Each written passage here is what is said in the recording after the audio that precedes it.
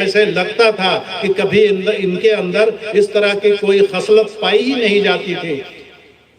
رستم کا دربار تھا، ایران کے سپہ سالار،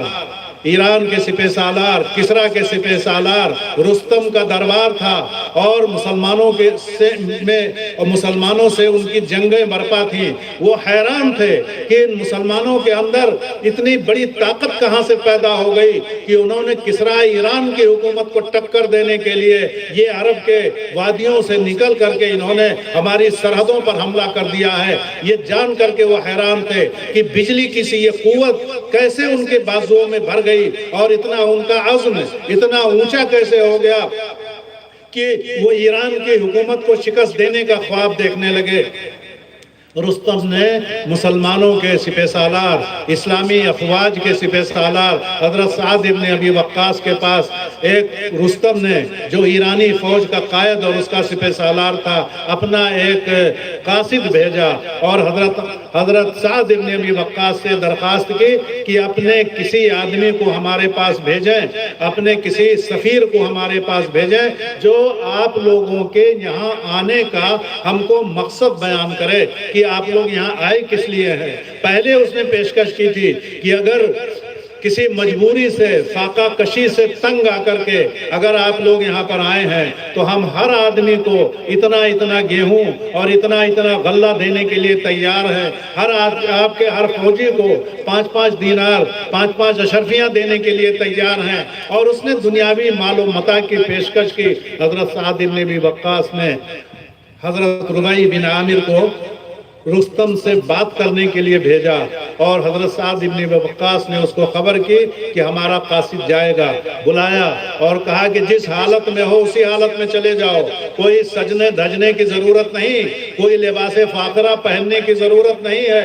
جو سادگی ہماری پہچان ہے، جو سادگی اسلام کی پہچان ہے، اسی سادگی کے ساتھ، انہی سادہ کپڑوں کے ساتھ تو رستم کے دربار میں جاؤ۔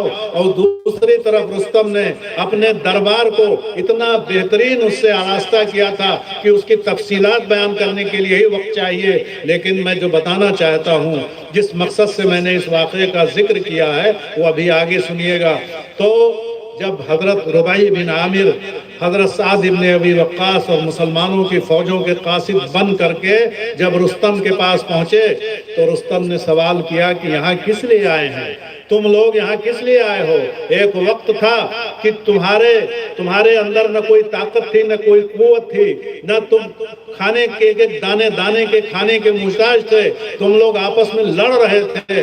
آج باہم شیر و شکر ہو کر کے اتنی بڑی طاقت بن کر کے تم آئے ہو، آخر وجہ کیا ہے؟ تم آئے کس لیے ہو؟ تو جانتے ہیں انہوں نے جو جملہ کہا، اس جملے کا صرف ایک لفظ میں آپ کے سامنے بیان کرتا ہوں۔ انہوں نے کہا لقد ابتعثنا الله لنخرج من شاء من عبادة العباد إلى عبادة الله تعالى ومن جور الأديان إلى عدل الإسلام ومن ضيق الدنيا إلى سعتها۔ ہم خود نہیں آئے ہیں، ہم کو اللہ تبارک و تعالیٰ نے بھیجا ہے ایران کی سرزمین پر، جزیرۃ العرب سے ہم کو نکال کر کے اللہ نے ایران کا رخ کرنے کا حکم دیا ہے۔ اللہ کے حکم پر ہم یہاں پر آئے ہیں۔ مقصد کیا ہے؟ لقد ابتعثنا الله لنخرج من شاء من عبادة العباد إلى عبادة الله تعالی، کہ ہم کو اللہ نے یہاں پر اس لیے بھیجا ہے کہ ہم اللہ جس کو چاہے اس کو بندوں کی غلامی سے نکال کر کے، بندوں کی پرستش سے نکال کر کے اللہ کی پرستش اور ایک اللہ وحدہ لا شریک لہ کی عبادت کے لیے ہم تیار کریں۔ اور دوسرا جملہ کیا کہا؟ وَمِن جَوْرِ الْأَدْيَانِ إِلَىٰ عَدْلِ الْإِسْلَامِ۔ دنیا کی سارے ادیان و مذاہب نے لوگوں پر ظلم کیا، دنیا کے سارے ملکوں نے، یہ اسلام کی تعلیم ہے اور یہی وہ تعلیم ہے جس کی وجہ سے پوری تیزی کے ساتھ پوری دنیا میں اسلام پھیلا۔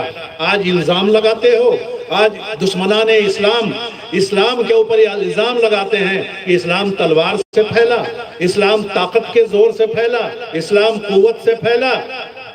اسلام اپنی تعلیمات کے دم پر پھیلا، اسلام مسلمانوں کے اخلاق کی بدولت پھیلا، اسلام اس مساوات سے پھیلا